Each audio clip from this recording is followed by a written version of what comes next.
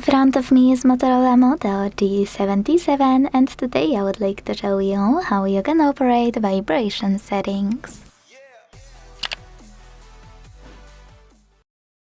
Start by opening Devices Settings and scrolling to tap on Sounds and Vibration.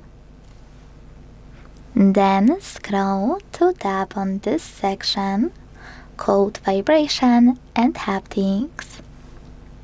Now use this switcher next to Use Vibration and Haptics to switch them on or turn them off. And if you decided to enable them, tap on all of those switchers next to all of those features to enable or disable vibrations for them.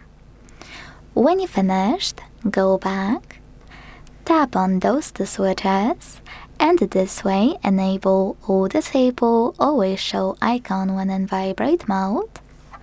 And last but not least, charging sounds and vibration.